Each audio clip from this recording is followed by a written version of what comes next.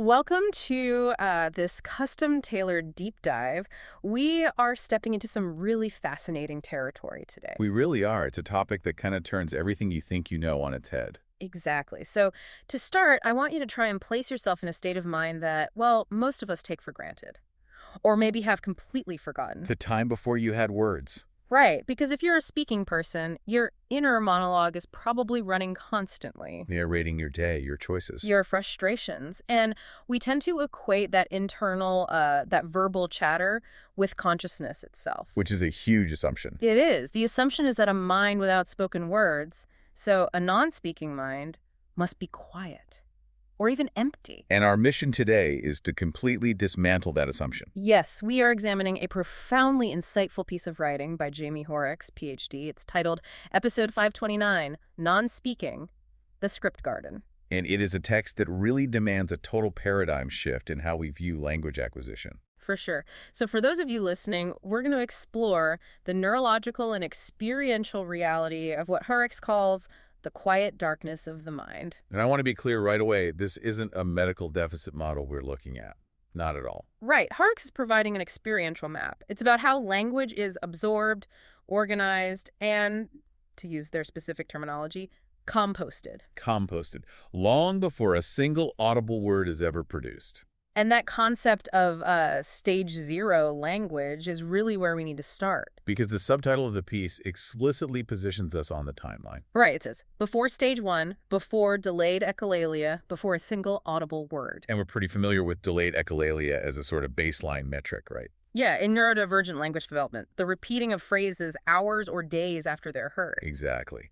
But Hoerricks is pulling us back even further, into a phase where there is absolutely zero external output. Which is a direct challenge to how traditional linguistics operates. In speech-language pathology, too. The standard medical model is just heavily biased toward output. We measure a child's linguistic development almost entirely by what we can hear them doing. Babbling, forming consonants, mimicking sounds. And if there's no vocal output, the traditional assumption has often been That there's a lack of comprehension. Right.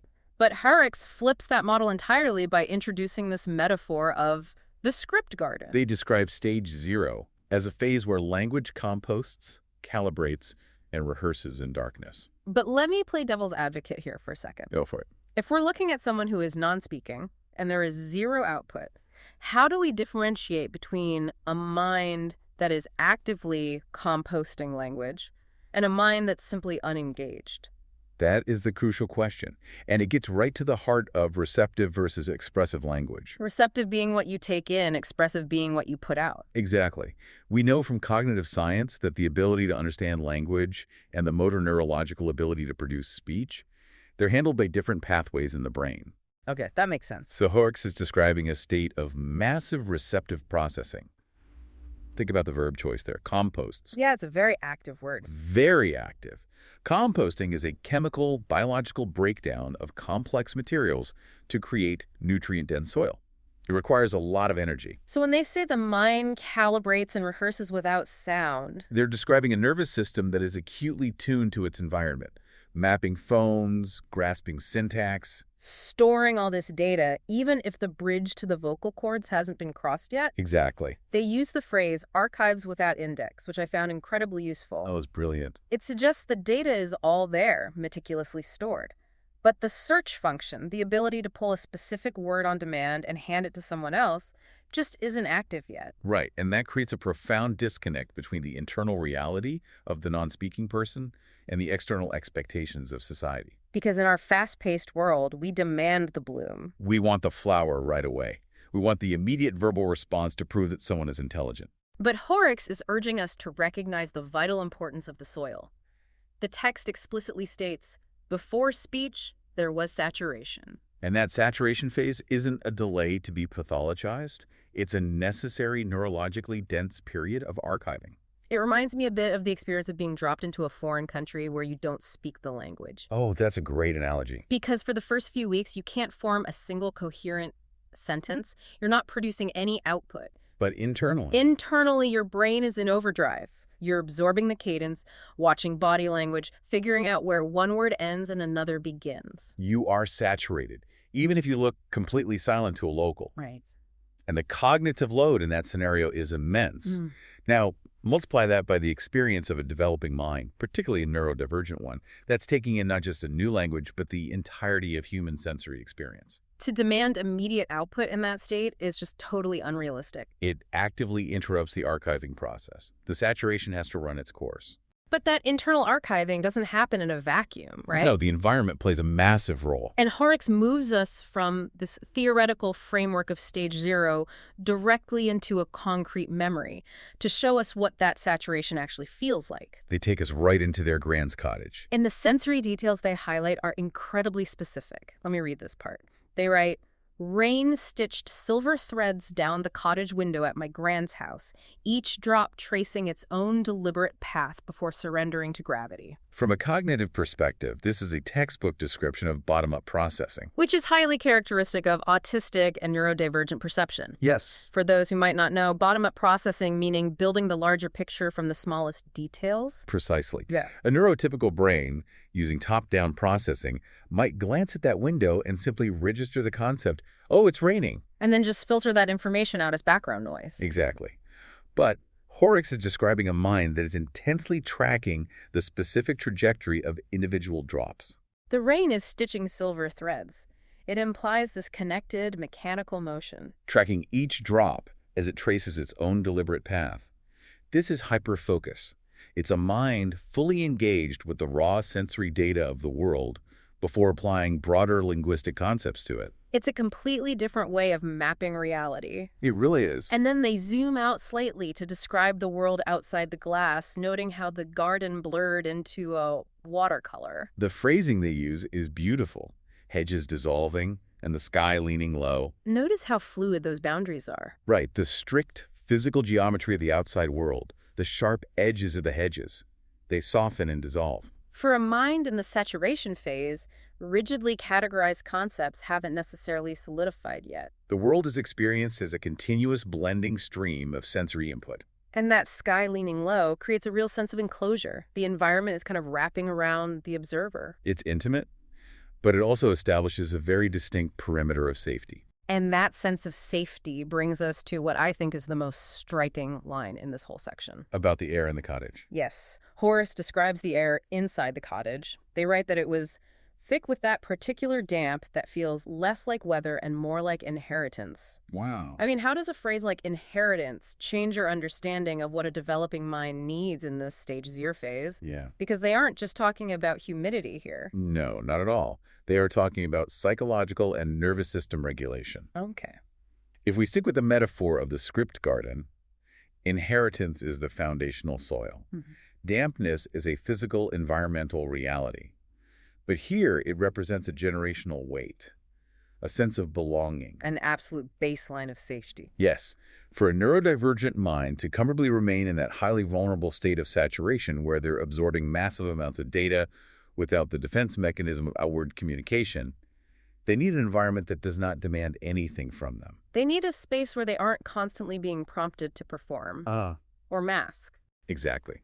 When a non-speaking individual is constantly pushed to produce speech or forced into chaotic, high-demand environments, their nervous system shifts into survival mode. Right, and you cannot compost and archive complex language when your brain is actively managing fight-or-flight responses. You just can't. Grand's cottage, with its damp inherited air, represents the ultimate low-demand environment.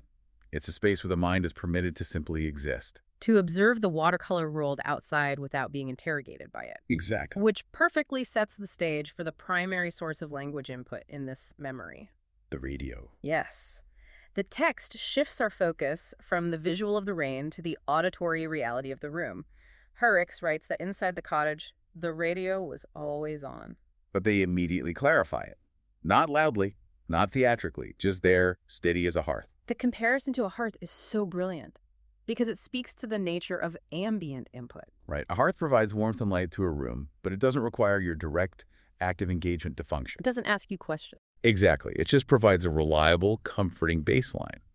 And in the context of language acquisition, this is crucial. Because direct verbal communication, someone looking you in the eye and talking directly to you, can be highly demanding. Highly demanding, especially for an autistic individual who might struggle with the simultaneous processing of eye contact, facial expressions, and auditory decoding. So the radio provides all the linguistic data without any of the social pressure. Yes.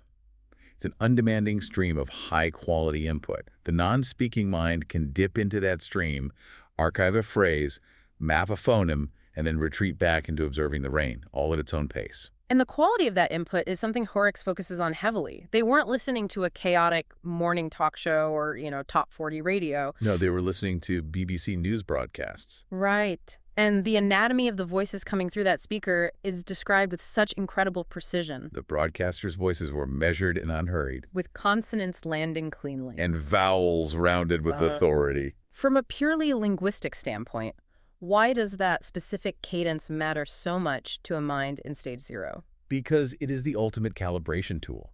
When we talk about a mind building an archive without index, the clarity of the raw data dictates the quality of the archive. Makes sense. Everyday conversational speech is often really messy. We slur our words, we drop consonants, we speed up and slow down erratically. For sure. And for a neurodivergent mind trying to parse where one word ends and another begins, that erratic prosody, the rhythm and melody of speech, can be incredibly difficult to decode. It's like trying to learn a language by listening to people mumble in a crowded bar. Right. But the BBC broadcasters are utilizing pristine diction. Consonants landing cleanly means there are hard, identifiable auditory boundaries between syllables. And vowels rounded with authority implies a consistent, predictable tone. This is high-fidelity audio data. It allows the calibrating mind to easily map the structural rules of the language. It is the premium, nutrient-dense compost that the script garden needs to thrive. But there is a massive juxtaposition here that Hoerricks points out. The content. Yes. We have these perfectly rounded, cleanly landed syllables, but what are they actually talking about? The text notes that these voices were delivering the world's most chaotic events. Wars and harvests and parliamentary debates, the heavy, messy reality of global human existence is pouring into this quiet, damp cottage. Yet Hoerricks observes that because of the delivery, these worldly events felt almost medicinal. Which is wild to think about, war feeling medicinal. But this is where we see the profound intersection of auditory processing and nervous system regulation. Right. The content of the broadcast is chaotic and potentially highly anxiety-inducing. If those same events were delivered by an erratic, shouting news anchor, it would likely trigger sensory overload. But the measured and unhurried cadence acts as a neurological buffer. Exactly. The rhythm of the delivery overrides the panic of the content. Yes. The predictable, authoritative prosody of the broadcasters signals safety to the listener's nervous system. It regulates the listener. And this is why Hoerricks calls it medicinal. The cadence itself is a form of co-regulation.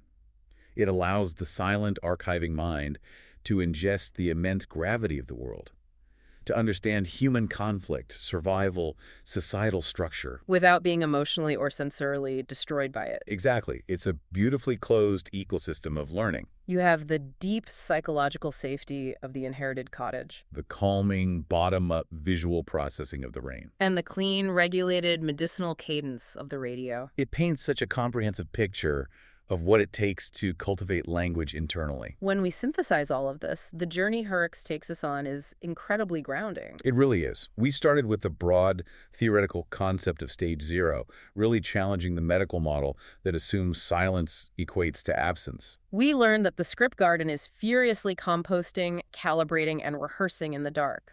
And then we saw the vital environmental factors required for that composting to occur. We explored how hyper-focused sensory processing, a low-demand psychological space, and clean, regulated auditory input all work together to build that internal archive. So the core takeaway here for anyone listening, whether you're neurodivergent, whether you love someone who is non-speaking, or whether you are just fascinated by human cognition, is that we have to respect the silence. We really do. The unspeaking phases of development are not empty voids waiting for us to fill them with forced output. They are indexing archives. The world is being deeply absorbed, weighed, and categorized in there. Just because the garden hasn't bloomed aloud yet doesn't mean the soil isn't teeming with life. It's a call for patience and a demand that we reconsider how we measure engagement and intelligence. The silent mind is doing monumental work. We need to focus less on extracting a bloom and more on providing the right soil and the right weather for the garden to do what it needs to do. And that leads me to a final thought I want to leave you with today. Something for you to mull over long after this deep dive ends. I love this part. We've just spent time exploring how a highly curated environment, the safety of a quiet cottage, and the calm, cleanly landed consonants of a BBC broadcast served as this rich, medicinal compost for a developing script garden. That specific ambient input profoundly shaped the internal language of the author. Right. So my question for you is this. If that measured cadence was the fertilizer for that specific mind, what invisible ambient noise in our own modern environments is quietly composting in our minds today? Oh, well, that's a great question. Think about the chaotic, algorithmic pings of our devices, the fragmented, rapid-fire audio of short-form video feeds. The frantic urgency of the 24-hour news cycle. Exactly. What kind of soil is that creating? How is that unseen, unexamined background noise shaping the internal scripts that you haven't even spoken yet? It certainly makes you want to evaluate the quality of the ambient audio you allow to play in the background of your own life. It really does. Well, thank you for joining us for this deep dive into Dr. Hoerricks' remarkable work. It's been a pleasure. We hope it gave you a new lens through which to view the quiet spaces in communication. Take care, and perhaps take a moment today to just listen to the rain on the glass.